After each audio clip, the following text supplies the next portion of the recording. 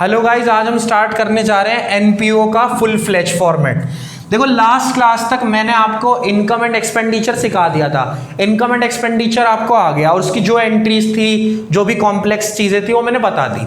अब आपको सीखना है इसमें तीनों चीजें साथ में जब आएंगी, यानी आपको क्या करना होगा, इनकम एंड एक्सपेंडिचर अकाउंट तो बनाना ही है। यानी इनकम एंड एक्सपेंडिचर अकाउंट तो बनेगा ही बनेगा, वो तो बनना ही है। यहाँ पर इनकम एंड एक्सपेंडिचर का बनना तो तय है, वो तो आप जैसे बनाओगे वैसे ही बनता है नॉर्मल। छोटा सा ही ले लेते हैं फॉर्मेट क्योंकि समझाना है मुझे सिर्फ। लेकिन साथ में आपकी बनेगी क्लोजिंग बैलेंस शीट। क्लोजिंग की बैलेंस शीट, आज इसका कॉन्सेप्ट आपको पूरा सीखना है। क्लोजिंग की बैलेंस शीट बनेगी एक, और एक आपकी बनेगी ओपनिंग की बैलेंस शीट। क्या बनेगी आपकी? ओपनिंग की बैलेंस शीट। ठीक है, तो ये तीन चीजें आपको आज साथ में बनानी है कि तीनों चीजें साथ में कैसे बनेंगी। ठीक है, चलिए स्टार्ट करते हैं। सबसे पहले इनकम एंड एक्सपेंडिचर में तो यहां पर वही एक्सपेंडिचर आता है। यहां पर आपको क्या लिखना है? एक्सपेंडिचर।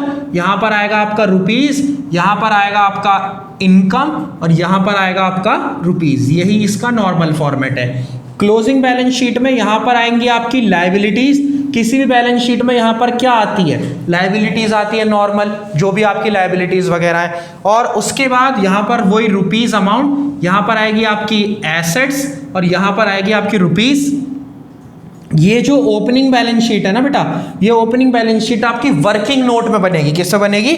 वर्किंग नोट में। और ओपनिंग बैलेंस शीट में यहां पर आएगा लायबिलिटीज, यहां पर भी लायबिलिटीज आएगा, यहां पर रुपीज, यहां पर एसेट्स, और यहां पर रुपीज। बात आती है ये दो बैलेंस शीट कब बन रही है? आज से पहले तो ऐसा कभी हुआ ही नहीं। दो बैलेंस शीट क्यों बनेंगी?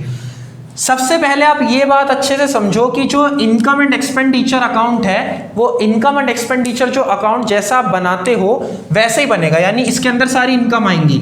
नॉर्मल आप इनकम लिखोगे, सब्सक्रिप्शन, एंट्रेंस फीस वगैरह, ये शॉर्ट में लिख रहा हूं मैं, एंट्रेंस फीस वगैरह जो भी आप इनकम लिखते थे वो आप सारी बाय साइड लिखोगी। जो भी आप एक्सपेंडिचर लिखते थे, डेप्रिसिएशन, लॉस, रेंट, जो भी था, सैलरी वगैरह, सारे खर्चे आप लिखोगे यहां पर। कोई दिक्कत नहीं है, ये आपको सबसे पहले बनाना है। तीनों आपको साथ में प्रिपेयर करने हैं। तो फिर क्या होगा, इधर का आप करोगे टोटल, इधर के टोटल में से अगर देखो आपका क्रेडिट साइड का, ये होती है किसी भी अकाउंट की डेबिट साइड, ये होती है किसी भी अकाउंट की आपकी डेबिट साइड है, वो आपकी क्रेडिट साइड है। ठीक है, अगर क्रेडिट का टोटल ज्यादा होता है और डेबिट का कम होता है तो आपको पता है कि 2 में निकलता है आपका सरप्लस। 2 में आपका क्या निकलता है? सरप्लस। यहां पर लिखा जाएगा, जगह की वजह से थोड़ा मैं एक ही बोर्ड पे लाना ना, इसलिए। तो 2 में निकलता है सरप्लस।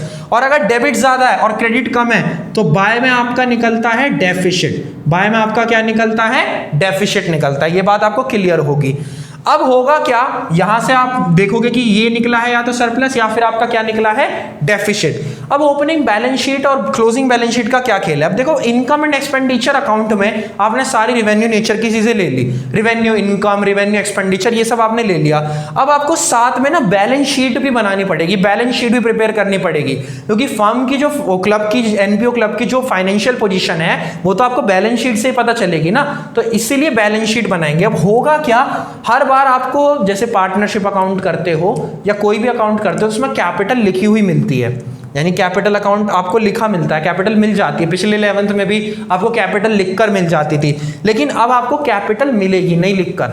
अगर आपको लिखकर मिल जाती है तो फिर तो आपको ओपनिंग बैलेंस शीट का काम नहीं है, तब तो आपको ओपनिंग बैलेंस शीट का काम नहीं है। लेकिन अगर आपको कैपिटल फंड, बेसिकली एनपीओ में लिखा जाएगा कैपिटल फंड, लेकिन अगर आपको कैपिटल फंड नहीं दे रखा तो उसके लिए पहले आपको ओपनिंग बैलेंस शीट से कैपिटल फंड निकालना पड़ेगा और फिर आप उसको क्लोजिंग बैलेंस शीट में ट्रांसफर करोगे। कैसे?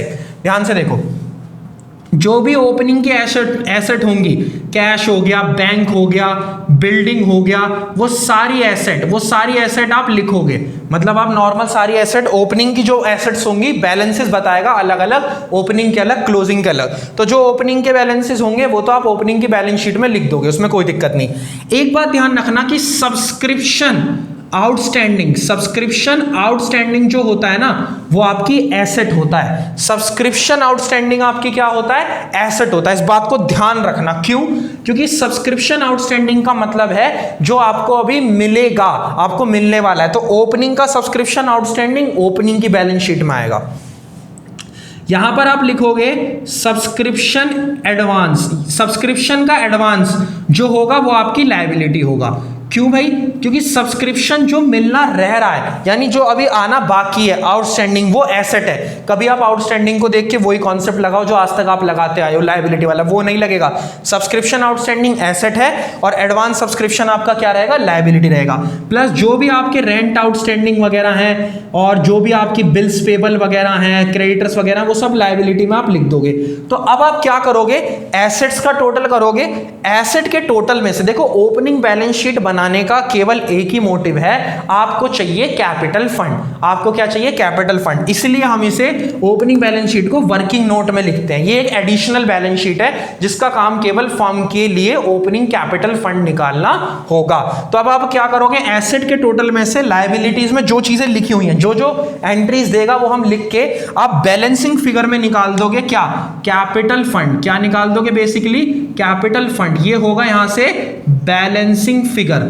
क्या होगा जी यहां से? ये बैलेंसिंग फिगर। दोबारा सुनो, एसेट के टोटल में से लायबिलिटीज में देखो मैंने ब्लैक पेन से लिखी हुई है, जो एंट्री जितनी भी होंगी, और भी एंट्रीज हो सकती हैं, क्रेडिटर्स हो सकता है, ट्रेड पेबल, कुछ भी हो सकता है। तो जो भी आपकी लायबिलिटीज होंगी उसे आप माइनस करके ओपनिंग का क्या निकाल दोगे? कैपिटल फंड निकाल दोगे। ठीक है बात? इस बैलेंस शीट का यूज यही है कि ये ओपनिंग का कैपिटल फंड निकालने के काम आता है। और लॉजिक क्या है कि आप इधर का माइनस करके इधर कर रहे हो। आपको ये बात पता है 11th क्लास से कि सारी एसेट्स जो हैं वो लायबिलिटीज के बराबर होती हैं। सारी एसेट्स किसके बराबर होती हैं? लायबिलिटी। मतलब बैलेंस शीट के टोटल के अकॉर्डिंग आप, या फिर ये तो आपने पढ़ा ही होगा कि एसेट बराबर कैपिटल प्लस लायबिलिटी होता है। तो मेरे पास सारी एसेट हैं, मेरे पास सारी लायबिलिटी हैं, तो मैं अगर एसेट में से लायबिलिटी माइनस कर दूं तो मुझे क्या मिल जाएगा? कैपिटल मिल जाएगी ना।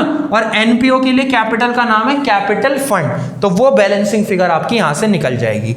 अब जो आपकी यहां से बैलेंसिंग फिगर निकली है, यानी ये जो आपका कैपिटल फंड निकला है, इस कैपिटल फंड के अंदर ध्यान से सुनना, इस कैपिटल फंड को जो ओपनिंग कैपिटल फंड निकला है, अगर ये पहले से लिखा हुआ था तो ये बैलेंस शीट बनाने की जरूरत नहीं थी, लेकिन अब आपने यहां से निकाला है तो इसे ले जाओ क्लोजिंग बैलेंस शीट में। कहां ले जाओ? क्लोजिंग बैलेंस शीट में।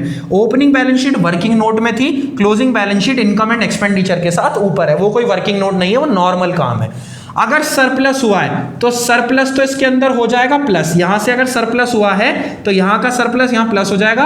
और अगर हुआ है डेफिसिट, अगर हुआ है क्या? डेफिसिट, तो वो क्या हो जाएगा? माइनस। और यहां से क्या निकल के आएगा? आपका कैपिटल फंड फाइनल। सही है बात? यानी सरप्लस हुआ है तो प्लस होगा, डेफिसिट हुआ है तो माइनस। दोनों में से एक ही चीज होंगी, या तो सरप्लस होगा या फिर क्या होगा? डेफिसिट। बाकी अब जो क्लोजिंग की लायबिलिटी है, क्रेडिटर्स हो गया, बिल्स पेबल हो गया, एडवांस सब्सक्रिप्शन हो गया। एडवांस क्या हो गया जी? सब्सक्रिप्शन हो गया। वो सब आपने यहां लिखा। क्लोजिंग बैलेंस शीट की लायबिलिटी साइड खत्म हो जाएगी। क्लोजिंग बैलेंस शीट की लायबिलिटी साइड क्या हो जाएगी? खत्म हो जाएगी। उधर आ जाओ।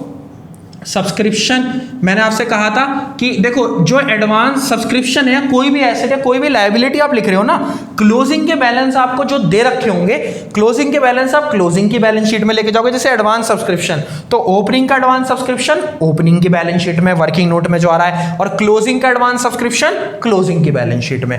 ऐसे सब्सक्रिप्शन आउटस्टैंडिंग जो है क्लोजिंग वाला ओपनिंग की में आया था, क्लोजिंग वाला कहां आएगा? क्लोजिंग में आएगा।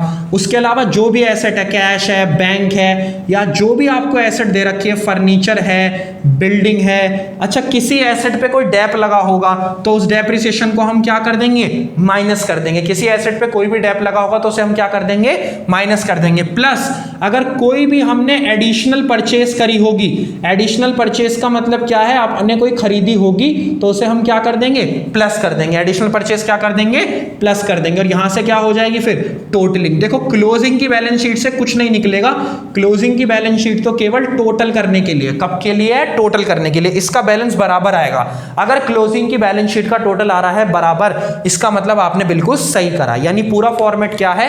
पहले आप जो बनाते थे इनकम एंड एक्सपेंडिचर वही बनेगा, फिर आप बनाओगे वर्किंग नोट में ओपनिंग की बैलेंस शीट। मेरा सीक्वेंस तो यही कहता है। उसके बाद सारी एसेट, सारी लायबिलिटी, सब्सक्रिप्शन का ध्यान रखना, सब्सक्रिप्शन का आउटस्टैंडिंग एसेट होता है और एडवांस सब्सक्रिप्शन लायबिलिटी होता है। आउटस्टैंडिंग देख के इसे कंफ्यूज होकर लायबिलिटी लायबिलिटी में मत डाल देना। फिर एसेट में से माइनस करोगे जो भी लायबिलिटी लिखी है ओपनिंग में, और ओपनिंग से कैपिटल फंड आ जाएगा बैलेंसिंग फिगर। लॉजिक क्या है कि एसेट बराबर कैपिटल प्लस लायबिलिटी होती है, तो एसेट में से लायबिलिटी घटा के कैपिटल मिल जाएगी। और एनपीओ के लिए कैपिटल का मतलब क्या है, कैपिटल फंड होता है। उसके बाद क्लोजिंग की सारी जो भी आपने लिखी है एसेट्स वगैरह वो लिख दी, सब्सक्रिप्शन आउटस्टैंडिंग वगैरह भी लिख दिया। डेप है तो वो क्या होगा माइनस, और एडिशनल परचेज है तो वो क्या होगा प्लस। और फिर इधर का करोगे, फिर कैपिटल फंड ये जो ओपनिंग से आया वो आपने ओपनिंग से कैपिटल फंड लिख दिया, सरप्लस होगा तो यहां से प्लस कर दोगे, डेफिसिट होगा तो यहां से माइनस कर दोगे, सारी लायबिलिटी लिख दोगे, साथ में एडवांस सब्सक्रिप्शन जो क्लोजिंग का होगा, और फिर आपका ये बराबर आ जाएगा। तो अब आप एक स्क्रीनशॉट ले लो इसका। इस पूरे के पूरे फॉर्मेट को अच्छे से कर लो। लास्ट वीडियो जो आएगी अब हमारी एनपीओ चैप्टर की, उसके अंदर मैं आपको एक खत्म करूंगा, और फिर मुझे जरूरत लगेगी तो कोई मैं नेक्स्ट वीडियो बनाऊंगा, वरना फिर एनपीओ खत्म करके आगे बढ़ेंगे। ठीक है, थैंक यू सो मच।